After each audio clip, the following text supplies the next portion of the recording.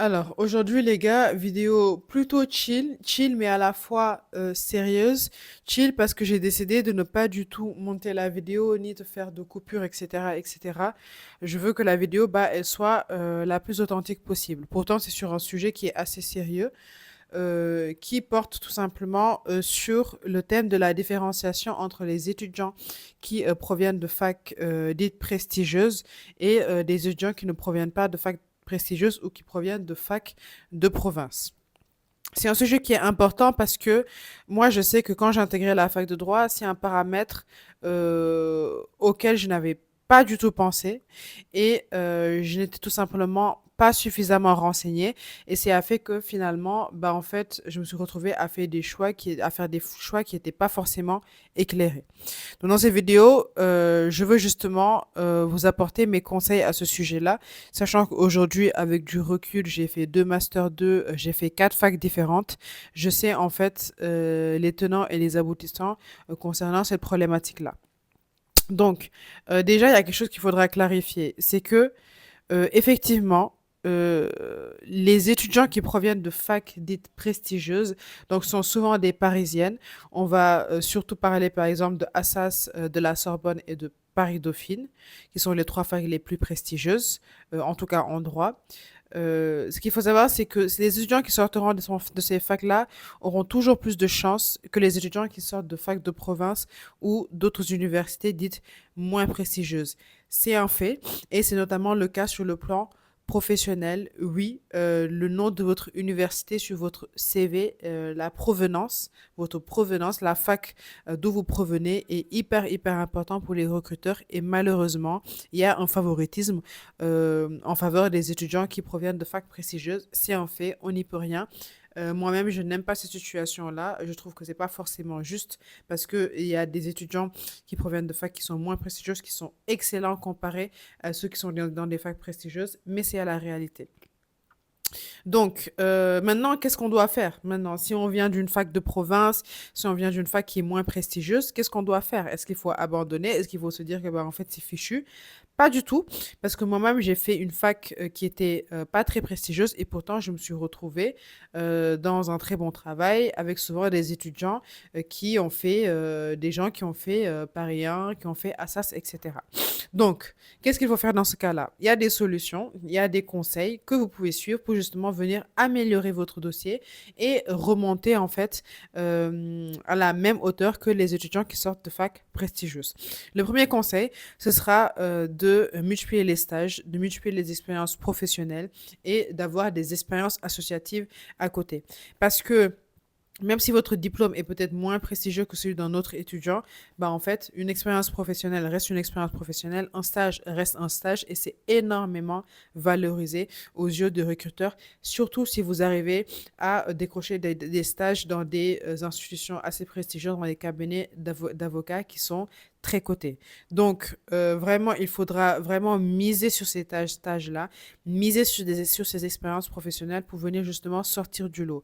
Moi, je sais que l'alternance que j'ai fait en Master 2, ça m'a beaucoup aidé à intégrer le travail dans lequel je suis aujourd'hui.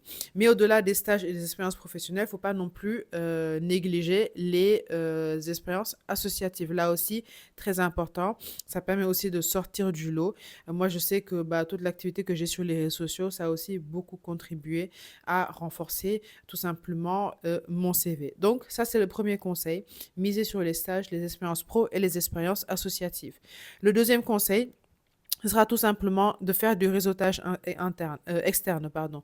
Ce qu'il faut savoir, c'est que dans les facs prestigieuses, il vous donne le nom de la fac, mais il vous donne aussi un réseau interne. C'est-à-dire que c'est rare que vous alliez dans une institution prestigieuse, c'est rare que vous alliez dans un cabinet qui est très prestigieux et que vous ne retrouviez pas des alumni de Paris-Dauphine, d'Assas ou de Paris 1. C'est très rare.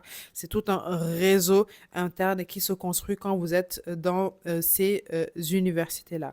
Donc, comment faire quand en fait je viens du fac d'une province, que je viens d'une fac moins prestigieuse et que je n'ai pas accès à ce réseau interne? Ben, en fait, il faudra se construire, mettre en place un réseau qui est externe et donc en fait tout simplement se construire soi-même à partir de zéro son réseau externe. Comment faire?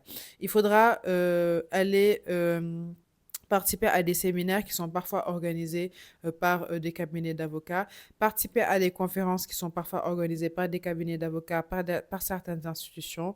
Il faudra aussi participer, par exemple, à des portes ouvertes. Donc, en fait, il faudra vraiment aller vers les gens, aller en fait là où votre réseau cible se trouve tout simplement. Et en fait, il y a divers moyens d'aller chercher ce réseau-là.